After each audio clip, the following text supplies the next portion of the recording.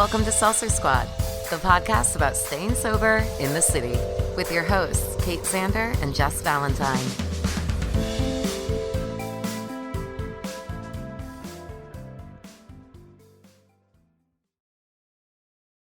Hello, Jessica. Hi.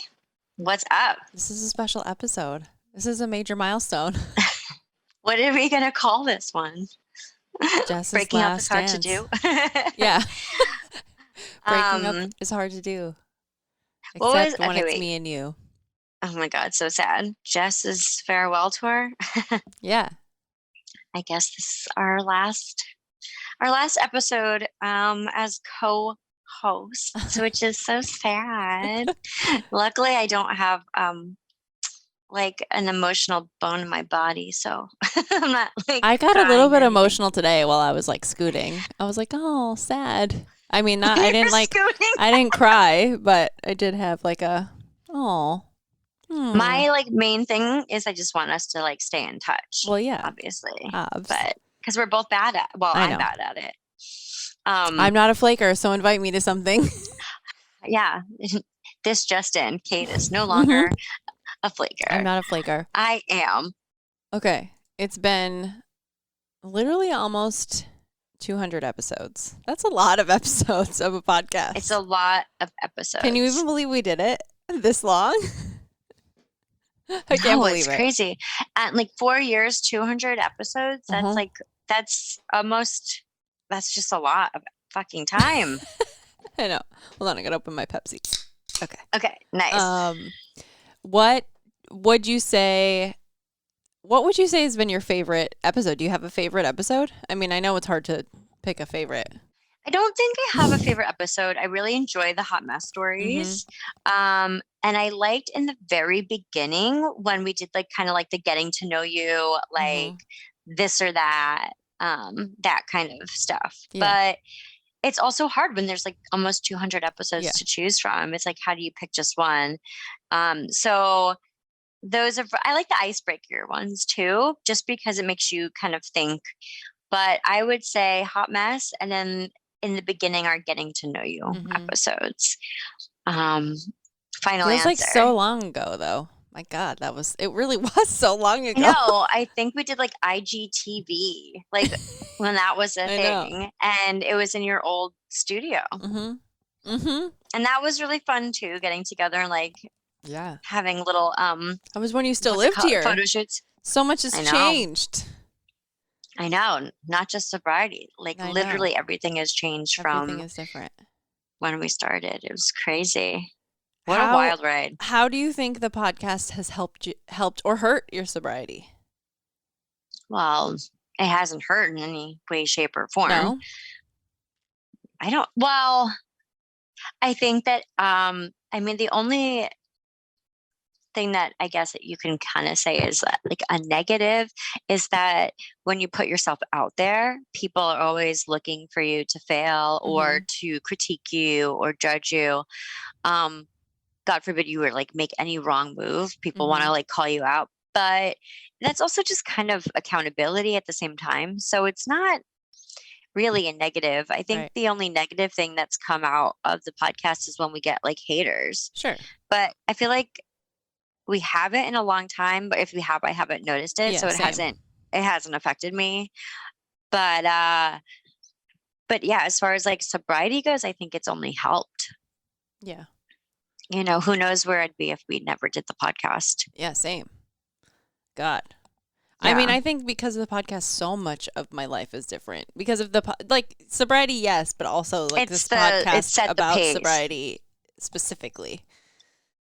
Yeah, and like it's also like not just you and me as far as like our lives changing. I feel like the sobriety community has changed so much. Like when we started, there weren't any sober podcasts really. There was like Home, which had ended, and there was Sober Girl, but for the most part, there like wasn't really any. And now I feel like there's just so many. Like I don't even know. Like there's just so many, which is great. I feel like the stigma is way different. It's way different. Like there's not as much of one anymore, which is great because like that's kind of part of what we set out to do. Mm-hmm. And it's really nice to see that 4 years later, it is in a different place than it was when we started. And I just feel like that's really, it's just so interesting. Like, I wonder what it would be like to get sober now I hope we than never 4 find years out, ago. but yeah. Yeah. But I mean, I feel like it's in a way got to be easier now, which I mean, is hopefully there's great. more resources, right?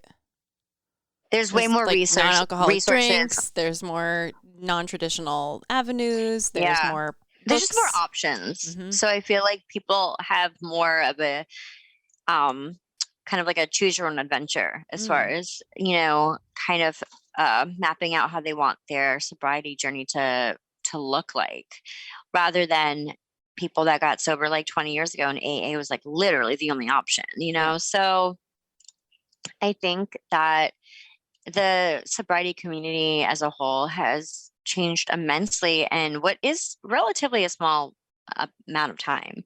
And I'm just happy that we were able to kind of contribute to that in whatever, you know, whether how big or small that may be. So yeah, I think that I'm proud of us, and I think that we did good. Do you think we made any mistakes? I mean, I think we made a lot of mistakes, like little ones, like who cares, right? It's you know, it's all live relative. and learn. Yeah.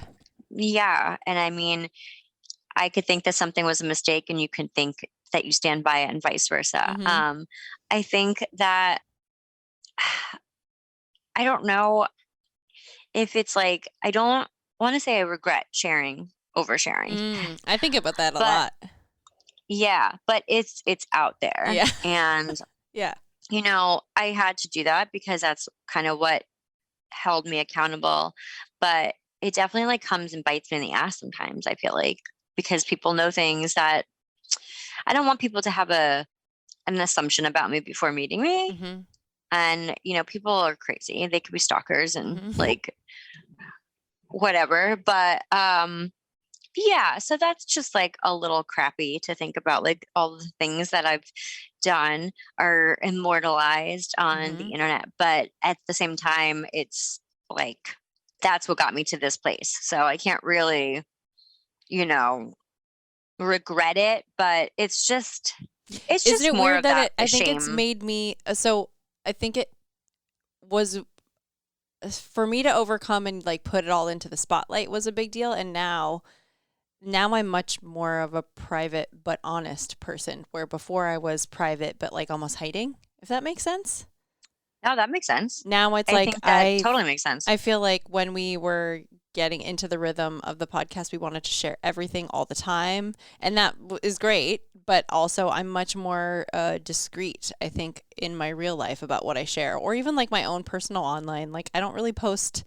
You know what I mean? It's just different now. I feel differently about it, and I almost feel like the squad is the one place where the people who've listened have earned a right to like know what's going on in my life. Where other areas I feel like not. That aren't like, you know, friends or people I see in real life. But like many people have no idea what's going on with me because I don't put anything online anymore outside of this. Yeah. I feel like I probably still did Facebook when we started. I don't really I mean, I still technically have it, but I don't like use it. Right. I now like my personal Instagram is private, and I've removed tons and tons of followers because I'm like, people don't, again, it's like it's not coming from a place of shame. Sure. It's just like now I pick and choose the people that I want to know about my personal life. Right. And it's just like, we're just in different places. And I don't think that it's bad to want to have some parts of your life remain private. Agree. And, you know, so yeah, that's a decision. I don't even really post on my personal Instagram anymore either. Honestly, I've kind of thrown myself into my whole work mode, and I have like a work TikTok, a work Instagram. I don't have like a personal TikTok. I have a personal Instagram. It's pictures of like my dog or cat like once every 5 months, you know? Yeah, I think that we're just different, and maybe that's just part of growing up, and putting up boundaries, well, I think there's also just this oversaturation that we're all experiencing of content online, and it's like I don't know that like everybody needs to see everything all the time and have that kind of access anymore. When I don't know, like I said, I feel like our listeners here are near and dear to my heart, and I'm more willing to be honest with them because we're all in the same boat of sobriety and like self-discovery and growth and all that stuff, where I don't know, I think I was just like posting on my personal for clout at some points, and I don't like need to waste my time doing that anymore. Yeah, I don't want to live in a fishbowl. Right. And like, even though this is a public forum, it's like you said, it's like a group that we've kind of cultivated, and we're honest because that's like the name of the game. But yeah, I just don't, I'm like, my life's not that interesting. You know, like I don't need to share right now. You know what I mean? Like, I don't need to share, my Instagram doesn't need to be public. Like, people don't need to know what I like ate for breakfast or whatever. And if I choose to share that, fine. But I just feel like I'm in such a different place now, and my priorities have shifted, and I don't know. My focus is on a more important things, if that makes sense. To me. But at this point, it's crazy to think about how incredibly different we are. And, you know, people are always like, you know, people can't change. It's like, well, I don't know. You can. If you want to, you can. Yeah, or you can change aspects of yourself. If you're working on it, you can change for sure. Do you think that what do you think has been the number one thing that's helped you in this sobriety journey? Do you still think it's therapy, or do you think it's this, or do you think it's something else? I think it was a combination of therapy and the podcast. I don't know, because I kind of started them both at the same time, and they are kind of went hand in hand. So since that has been my experience, I can't really say therapy without the pod or the pod without therapy, because I don't know them independently from each other. Do you still go to therapy? Makes sense. Yeah, we like me and Jody like definitely like cancel each other all the time, which is lovely. Right. But we are supposed to talk like every other week. So we usually talk at least once a month. Right. But yeah, I don't feel like I need it as much. Right. And if I did, I could always just text her and be like, I need a session. Right. I've only had to do that like twice. But yeah, I don't think I'll ever want to quit therapy. Right. I like having that outlet. I just don't think I need it quite as frequently as I did when I was like in the thick of it. Yeah.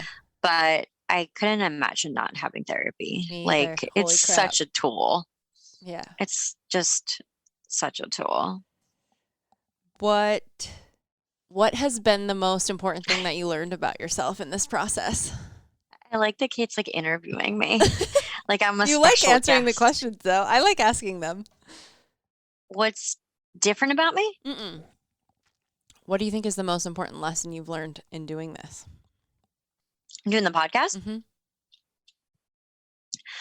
I think it's kind of changed over time. But I think the most important thing still is the accountability aspect of it, honestly. But also I really feel like, okay, so I feel like on a personal level, the accountability aspect, that's just like internally. Externally, I feel like the most important part of the podcast for me was destigmatizing sobriety. And just not being ashamed to be open and honest about like the shit that's happened to get you to this point.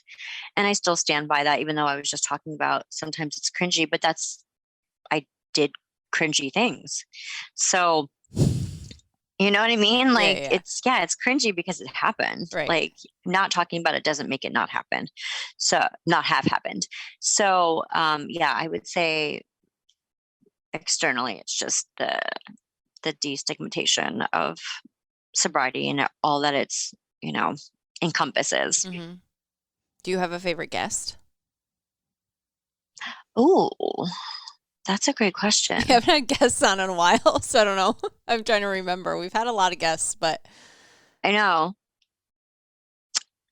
I don't know, because I feel like there's certain people that I took things from, like here and there, but there's no one that I can like say definitively has been my favorite. I think that they're all just so unique and different that I can't really just pick one. Yeah, I'm looking through the list. God, I don't know. I mean, I'm trying to think of the ones that like pop into my mind, but I feel like we've gotten so many good gems out of like most of our guests that like people that I have a relationship with, obviously. Like Tawny's always a great guest. You know what I mean? She knows what to do. She has great thoughts. I remember the guy who was teaching us about boundaries and like blew our minds, Omar. That one comes to mind because it's still something that I think about all the time, is the external boundaries and the internal boundaries. You know who I think of randomly? Who? And I don't even know if she's sober or not anymore, but the TikTok doctor lady. I don't. Just because that wild story about her baby being at the house and the cops coming. And then Jody's always like one of my favorites because she always like blows my mind personally when we get into it and when we get to talk about our therapist together. Yeah, it's always weird and interesting. I know, it's funny, and we're just so used to talking to her anyway. Yeah. That it's like easy. Yeah. And like Tej. I mean, I feel like obviously I'm biased, but Duh. Favorite hot mess story? Oh my God, probably the pooping one on the line for something. Oh my God, you should have Hambone on as a guest because he's sober now. I know. I want to, actually. That'd be funny. Yeah. Don't, Hambone, if you're listening, I want you to come on the podcast, but I feel like I texted you about it already. Maybe? I think he got engaged. Really? Oh, well, I don't want to spoil anything. I don't want to know anything. We text like once a year. Yeah, we like say like, hey, hi. Hey, how are you? Yeah, no, he they posted on Instagram. He proposed to his lady.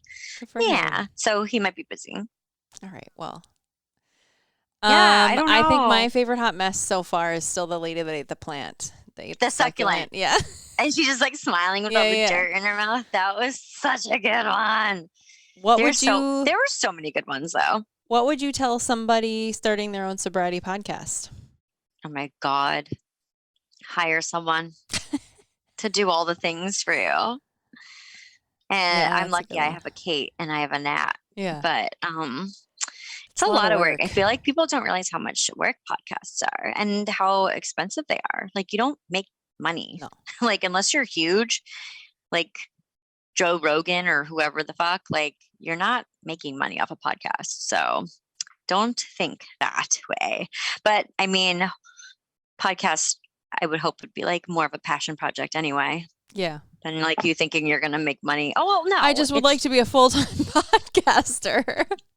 I mean, maybe if that's your dream. I don't know. I listened to like a 10-minute podcast and they had ads in 3 spots in 10 minutes. And I was like, guys, what? This is a bit much. Like, this is a 10-minute podcast. And I listened to your shitty ads 3 times. So I don't know. That's crazy. Sometimes I think it's okay to not be living off of your podcast because the content is either, a little bit better. It suffers. Hopefully. And you can tell. Mm-hmm. You can tell. Like who's doing it for like My Favorite Murder, I stopped listening to a long time ago because so many ads. The other piece of advice I'd give to somebody just starting out is have podcast seasons so that you get a break. Yes. Like maybe do like 12 weeks and then take a month off or something like that because we've really never had a break. No. Ever. In 4 years. We've had like a week off. We took like 1 week off. I think that's it though, right? I think that's it also. And now, we went to every other week, which was a little bit of a break, but still not really a break. Yeah. Crazy. Yeah, I think those are all good points. I don't know. I can't think of any other tips. I feel like those are like the big ones. What do you hope for me moving forward with the podcast? That's a good question. Or do you have any thoughts, do's or don'ts? No, I think that I'm interested to see how you make it like your own, because you will now have full creative freedom, and you don't have to like worry about someone else's schedule. I think that it's going to take on a new life, and I feel like it'll be really nice for you to be able to talk to more people, because I feel like we've been kind of stunted by our scheduling. Yeah. That figuring out 3 people's schedule is hard.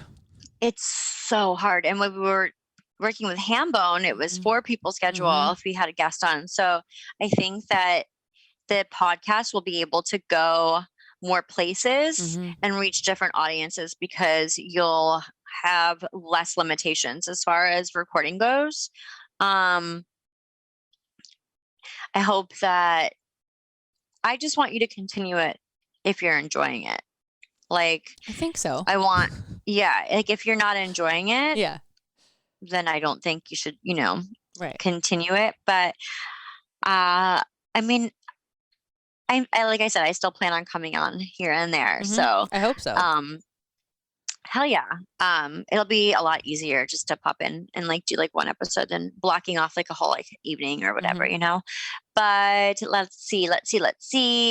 I don't know. I just feel like it's only gonna get better, because there's honestly just lifting the limitations. So I don't know that it will get better, but I mean, it will just be different. Well, that's the way I look at it, because everybody's been, I mean, for like the inner circle that has kind of like known that all this is, they're like, well, what are you going to do? Are you going to get somebody else? And I'm like, you're not replaceable. Like, I don't think that like I don't know. I enjoy what you bring to the table, and I think I would be really hard. I would be a harsh judge to anybody coming to the table after you. Like, they're big shoes to fill. I appreciate that, but I feel like, so I don't know. Also, because you now have all of this education on addiction and stuff like that, you can kind of take it in a different direction, because you can tell me about these things, but I don't understand it the way that you understand it. So you can definitely kind of like curate it into like your own thing. And what else? I had something else to say and then I lost it. Shit. I forgot. Oh, I still want us to do a meetup though. Oh yes. Yeah. And real life one? I really still want to do an IRL meetup. Okay. Seltzer Squad meetup. And I think that we should still try to make that happen. I think so too. I went to, when you sent me the text message, I was really like, do I want to continue? And I sat with that for a while, because I was like, okay, we could also just like end it at 4 years. And I think that would be fine too. Like, but then I went to I don't know if I told you this, but I went to a live podcast recording of a podcast I listened to years ago that's still on the air. They've been on the air for 10 years. Not saying that I'm going to be on the air for 10 years, but I went and had such a good time. And it's not even a podcast I listen to anymore, but just going to see it in real life, I had such a great time. And I was like, they were still having fun. And it was like much of the same of them like shooting the shit. And I was like, okay. What podcast? It was Guys We Fucked. Oh, okay. Remember that podcast? It's been on forever. And I had no idea it was even still around. And one of my classmates was like, hey, I have tickets to this live podcast thing if you want to go. And I just, again, said yes, because I'm trying to be more social. So I went, and she was like, oh, I don't know if you listen to this podcast. And as soon as the girl started talking, I was like, oh my God, I used to listen to this podcast. And That's so funny. And I ended up having a great time, but it just sort of like reinvigorated my love for doing this. And I was like, okay, I think I want to keep going. I don't know what it's going to look like yet. I have to sit around and ponder that for a minute, but I don't know that I'll be alone talking to myself at any point, but you never know. Though. Yeah. But I think for the most part, you'll have guests and stuff like that. But if you do have a thought and you just want to do a mini-sode.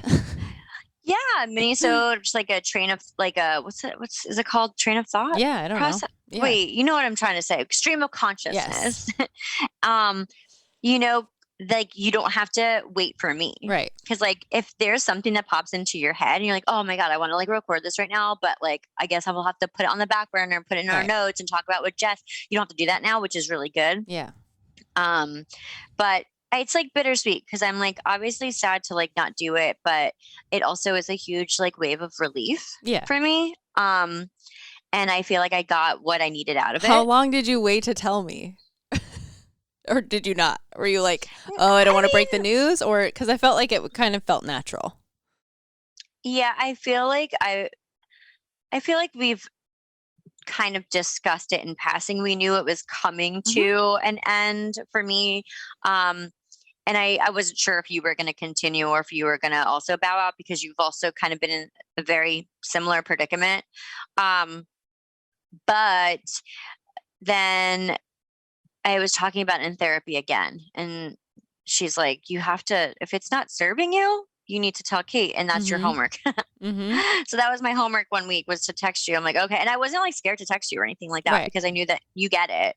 And my only worry or concern or any whatever, however you want to word it, is just I want to make sure that we do put the effort into like hang out because I enjoy talking to you. Obviously, I feel like we have a very, I don't want to say different kind of friendship, but it's like a very deep friendship from doing this project together because we weren't that close before. We were like friends, but we weren't like super close. And now I feel like we're extremely close, even though we don't ever hang out in real life. Yeah, but I feel like we have one of those friendships where like, and all of my like true blue friendships are like this, where you can like not talk for like 4 months and then pick up the phone, everything's fine. And I feel like we're like that. Yeah. So I'm not worried about like losing you as a friend or anything. I just want to make sure that I'm good about putting in the effort. Right. Because I know I'm bad at that. And I enjoy our times, obviously. Agreed. But and I'm sad to like let people down. I'm a people pleaser. And so, do you think you're letting people down though? I feel like you're choosing you. Yeah, but I mean, I don't know. I've outgrown this and I totally get that.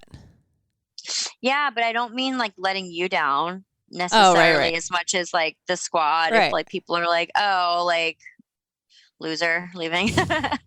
But it's just, do you think you'll have FOMO? No. I might. Maybe. I might. Yeah, I probably will. But that's okay because I could always be like, hey, I want to come on. And you'd be like, okay, let's do it. So and then you'd be like, I'm not available. I'm kidding. I don't know. We'll see if I'm tired. No, I think it'll be easier just to pop on and do like an episode here and there rather than like blocking out a night and trying to bang out like 4 or whatever, just because life's fucking crazy right now. What have the haters taught you? I don't know. I feel like I learned, we didn't get like an exorbitant amount of hate, but I feel like the haters taught me to block them out. Because I genuinely am like, if somebody has something that's not nice and they say it to me, like I genuinely don't care anymore. I'm like, I'm sorry, that's your opinion. I wish I was like that. I mean, like sometimes it will hurt. Like sometimes I will feel like the pang of taking something personally, but like I genuinely do like let most shit go. I need to get better at that. If I'm not getting hate from one thing, I'm getting hate for another. So it's just part of my, I think, being out there and putting yourself out there. That's your brand. My brand. Highly hateable? Are you highly hateable? Yeah. I don't know, man. But yeah, I feel like even if we've been getting hate, I have no idea because we don't look at it anymore. I don't look at it. I don't look at it. I don't care. Yeah. Like, it doesn't consume me. And I feel like I used to check that shit. Me too. I used to check our ratings or our reviews and stuff like that, and our DMs and our comments. And like, I just don't. Yep. And perhaps that's another reason why I feel a little more detached from the pod. But also, if it's going to like make me spiral or like zone in on something like negative, it's always like you can get 20 compliments and you get one person who's an asshole, you're going to focus in on that, which is such bullshit, but it's just like my nature. Right. And it's just nice not like thinking about that kind of stuff. So if there's any haters, like whatever, man, it's fine. I don't care. Suck my balls. As usual. Okay. Just kidding. These are easy questions that I'm going to end with. What podcasts are you currently listening to? Sword and Scale. What's that? It's a true crime podcast, and it's my favorite podcast. Wait, who is that? Bob Ruff? No, it's this guy, Mike Boudet, and he's a fucking asshole. He's a piece of shit, but he does his podcast really well. And it's like, I used to listen to My Favorite Murder, but there's too many ads, and I don't feel like their hearts are in it anymore. I think even Crime Junkie, I'm like, I don't even like these stories anymore. Yeah, so exactly. It just feels like they're going through the motions, and they talk for like an hour before getting to the murders, and then they like try to like censor themselves as to like not offend anybody and stuff. And so I like Sword and Scale because he'll play like the 911 tapes and interview interrogation interviews, but I find him to be like extremely problematic. He's like, a straight white guy from Texas and thinks that he's woke, but also like clearly has an issue like with women. And so like part of me is like, I don't want to like continue listening to him and supporting him. But you're like a Patreon member? I'm kidding. Yeah, I am actually. But like, well, I'm a plus member, which means I pay like $5 a month to get like extra episodes. But yeah, they'll just like make comments, and it's like, dude, like stop, like shut up, you're annoying. So he's like an asshole, but his podcast unfortunately is really good. To me and Cameron feel very conflicted every time we listen to it because we're like, God, he's such a fucking asshole. God, this is a good podcast. That's the only podcast I'm listening to right now. However, my favorite podcast I ever listened to, which I don't think I mentioned with you, is called Root of Evil. Okay. For those that like true crime podcasts, it's an 8-part series about the Hodel family. It's a very fucked up family, and long story short, the George Hodel basically is that the one? Is it they live in like Georgia? No, California. Okay, they're like, yeah, he like definitely killed Elizabeth's Short, like the Black Dahlia. So it's a really good, but every episode is like, what, like fucked up. What's that called? Own Root of Evil. Root of Evil. Okay, it's so good. Okay, what are you drinking lately? I hate LaCroix now. I haven't bought that in a while. It's so yucky. I used to love it, and now I feel like they all taste the same, and it's just like tastes like melted crayons or something. I've just been drinking coffee. Okay, like a lot of coffee, and so weird because you also didn't used to drink coffee when we started. Well, I guess I've transferred my freaking addiction. Water, coffee. Sometimes I'll have a glass of free at night. I ordered like a bunch of Iron Brew, which is like this Scottish soda, but for the most part, it's strictly coffee, iced coffee. Did you check your app? Check your sober app, because I'm pretty sure it doesn't exist anymore. It does. It does? Yeah. Oh my God. It says that I've got 1,570 days alcohol free, and I've saved $62,835.96. Mine says this app is no longer available in the App Store. What? That our podcast has been on so long that we've outlived the app. I swear, that's what it says. It says unable to. So I have no idea. I wonder if I could. Oh, wait a second. It just logged me out. Oh, I'm logged back in again. What the heck? When I hit the info button, it logs me out. Interesting. I don't know. I think it's gone. So I got to like plug my shit into a new one. I don't know. So I'm taking recommendations because I don't think the app exists anymore. We've outlived the app. How crazy is that? You know what? We should have been sponsored by this app because we have turned so many people onto this freaking app. I know, they're not even there anymore. And it's going to do us dirty like this? I know. Wow. My like ticker is still going up. Like, I don't know if you can see. Really? What the fuck? Yeah, like look at the seconds. I'm annoyed. I'm annoyed. Yeah, I don't know. Okay. Weird. I'm sorry. Okay, Sorry, I'll like, ask the question that everybody asks that we've answered 1,000 times, but you get to answer it one last time. How do you make friends in sobriety?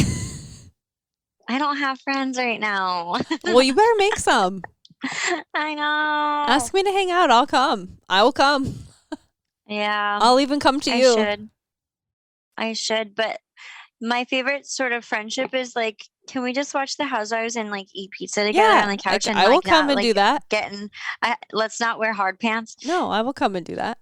Nice. I don't know because I am not. You need to make some friends. I'm not starting out in my sobriety journey, so I don't know how to make new sober friends. I feel like. Well, you got to make some friends. Yeah, I know. How I would have done it 4 years ago is completely different than how I would do it now. So I don't know. That's a great question. But I think it just goes with anything, is putting yourself out there. Mm-hmm. Take a class, like, or a course of some sort. That's obviously not.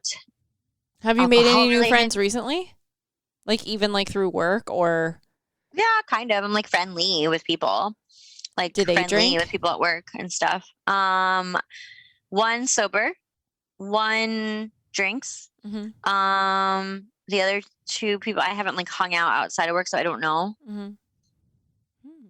Yeah, but no one that like actively talks about drinking. Okay. You know what I mean? Like, right. Well, that's good. All right, final words. You got anything for me? I mean, I could ask you the questions, but it's like not going to be the same, right? No. No, because I don't want to make a big deal of it. It is kind of a big deal. No, because that's when I'll get like sad. Well, you can get sad later. I downplay everything. When my friend Sophie moved to Scotland, I didn't even like say goodbye. I was like, all right, I'll see you later. That's I know you do downplay everything. Mm-hmm. Yeah, I do. You're like, it's fine. It's called avoidance. Yeah. I learned in therapy. No, I just stay sober. I will. You too, man. Come back if you need to. Come back if you need a refresher. Yeah, we'd love to have you. It's not goodbye. It's till next time, because there will be a next time. Absolutely. That's the whole thing. I'm going to troll you for sure. You should ride my ass, because I'll do it. I give into peer pressure. So I know. All right. Well, I love you. I miss you already. Stop it. Until we meet again. Be nice to yourself. And don't forget. Hangovers suck.